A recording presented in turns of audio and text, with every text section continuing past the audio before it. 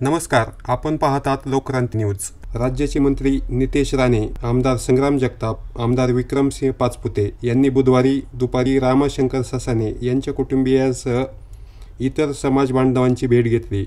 तसेच त्यानंतर श्रीगोंदा पोलीस ठाण्यासमोर उपोषणकर्त्यांचीही भेट घेतली। काही दिवसांपूर्वी श्रीगोंदा येथे फटाके वाजवल्याचा राग मनात धरून काही समाजकंटकांनी दगडफेक केली होती। यामध्ये रामशंकर ससाणे हे जखमी झाले होते, नंतर त्यांचा मृत्यू झाला। या प्रकरणातील काही आरोपींना पोलिसांनी अटक केली, मात्र मुख्य आरोपी याला अटक करावी यासाठी 2 दिवसांपासून श्रीगोंदा पोलीस ठाण्यासमोर काही कार्यकर्त्यांनी उपोषण सुरू केले होते। पत्रकारांशी संवाद साधताना राणे म्हणाले, हिंदूंच्या ताकदीमुळे हे सरकार स्थापन झाले आहे। या सरकारच्या काळात कुठल्याही हिंदूंवर कुठल्याही प्रकारचा झालेला अन्याय सहन करणार नाही। हिंदू समाजातील प्रत्येक व्यक्तीला विश्वास आहे, सरकार त्यांच्याबरोबर आहे। मी सरकारचा प्रतिनिधी म्हणून येथे आलो आहे। त्यांना धीर देण्यासाठी आपण श्रीगोंद्यात आलो आहोत। आंदोलनकर्त्यांची भेट घेऊन सरकार तुमच्याबरोबर असल्याचा विश्वास राणे यांनी उपोषणकर्त्यांना दिला।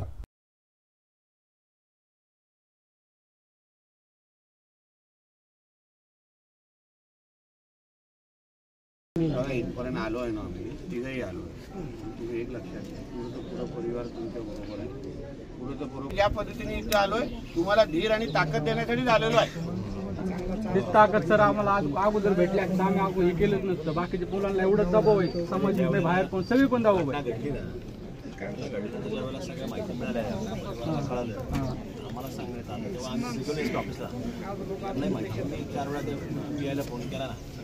काय डोक्यातून काय ठेवू नका, शांत हेच राहा, काही होणार नाही। त्या लोकांची कशी दहशत मोडून काढायची आहे ना, त्या खुरेशी बिरेशीला दाखवतो मी। थांब, 34 का 35 गुन्हे सगळं करतील पोलीस, थांब सगळं करतील। त्यांचा उन्माद करण्याचा त्या लोकांनी प्रयत्न केला आहे। आमच्या त्या हिंदू समाजाची जेव्हा लहान मुलं तिथे खेळत होती, फटाके वाजवत होती, तेव्हा ह्या काही जिहाद्यांनी तिथे येऊन दगडफेक केली। आणि मग त्यानंतर ज्या काही घटना घडलेल्या आहेत आणि आज ह्या उपोषणस्थळी मी आणि आमचे आमदार जगतापजी आणि आमचे आमदार सातपुतेजी आम्ही एकत्र मिळून सरकारचे प्रतिनिधी म्हणून आमच्या हिंदू समाजाला धीर देण्यासाठी आणि ताकद देण्यासाठी आणि संदेश देण्यासाठी आलेलो आहे की हिंदुत्ववादी विचाराचं सरकार आहे। हे सरकार हिंदूंच्या ताकदमुळे स्थापन झालेलं आहे। म्हणून ह्या सरकारच्या काळात कुठल्याही हिंदूवर कुठल्याही पद्धतीचा अन्याय आम्ही कोण सहन करणार नाही। मी स्वतः मंत्री म्हणून, सरकारचा प्रतिनिधी म्हणून मी इथे उपस्थित आहे। म्हणून आमच्या हिंदू समाजाच्या प्रत्येक व्यक्तीला आम्हाला विश्वास द्यायचा आहे की सरकार म्हणून आम्ही पूर्ण पद्धतीने तुमच्या बरोबर आहोत।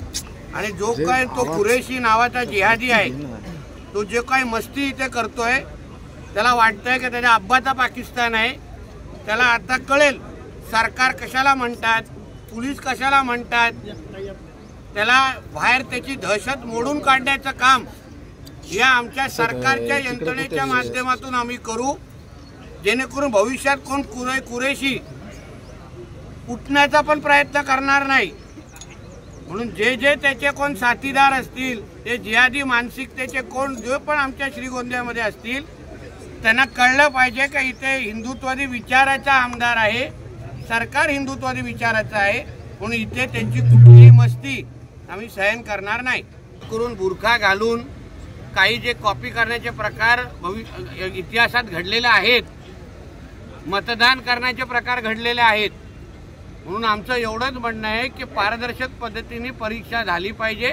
त्यासाठी मी ते पत्र लिहिलेलं, कारण माझ्या हातात एक परिपत्रक आलेलं ज्याच्यामध्ये अशी माहिती लिहिलेली आहे, त्यानुसार मी पत्र लिहिलेलं आहे। आता आमच्या शिक्षण मंत्र्यांनी जेव्हा मला विश्वास दिला आहे की बाबा पारदर्शक पद्धतीने कॉपी मुक्त परीक्षा होईल, तर आम्ही सगळेजण लक्ष ठेवून आहोत। सरकार आमचं आहे, मी पण सरकारमध्ये आहे। म्हणून माझ्या सरकारचा कारभार अजून पारदर्शक व्हावा यासाठी अगर आम्ही आमच्या पद्धतीने प्रयत्न करत असू, त्याच्यामध्ये काही चूक नाही। सरकार स्थापन झालं त्या दिवसापासून आमच्या मुख्यमंत्री आदरणीय फडणवीस साहेबांचे स्टेटमेंट बघा, भाषणं ऐका, स्पष्ट भूमिका आमच्या सरकारची आहे की इथे कुठल्याही बांगलादेशी रोहिंग्याला ही कीड, ही घाण आम्ही ठेवणार नाही। आणि त्यांना जे काही दूध पाजणारे जे कोण लोक असतील या हिरव्या सापांना, त्यांनाही ठेचण्याचं काम, त्यांच्यापर्यंत पोहोचण्याचं काम आमचं सरकार करणार आहे, कोणालाच सोडणार नाही। आम्हाला आमच्या महाराष्ट्रामध्ये आम्हाला बांगलादेशी रोहिंगे मुसलमान मुक्त करायचं आहे। जिथे आपण बिळामध्ये हिरवे साप लपले असतील ना, प्रत्येकापर्यंत आम्ही पोहोचणार आणि ठेचून त्यांना इथून बाहेर काढणार आहे. चिंता करू नका. आमचं हिंदू राष्ट्र आहे. हिंदू राष्ट्रामध्ये आम्हाला वक्फ बोर्ड सारखा हा कायदा नाही नको आहे. त्याच्यामध्ये अमेंडमेंट आमच्या मोदीजींच्या सरकारने आणलेले आहेत, ज्याच्यामध्ये आमच्या हिंदूंच्या जमिनी बळकावल्या जातात. कुठल्याही इस्लामिक राष्ट्रामध्ये हा वक्फचा कायदा नाही आहे. हे लाड मग आम्ही आमच्या हिंदू राष्ट्रामध्येच कशाला सहन करायचे? हे काय थडगे विडगे बांधून ठेवतात, त्यांना सांगा तुम्हाला एवढे थडगे बांधायचे, स्वतःची जमिनी घ्या ना. सरकारी जमिनी कशाला पाहिजे तुम्हाला? कशाला पाहिजे हे पीर बाबा विवाह ही नाटकं आमच्या इकडे? ही सगळी लँड जिहादची जे प्रकरणं आहेत, वक्फ बोर्डचे जो विषय आम्हाला आमच्या इथे नको आहे आणि तीच भूमिका आमच्या केंद्र आणि राज्य सरकारने घेतली.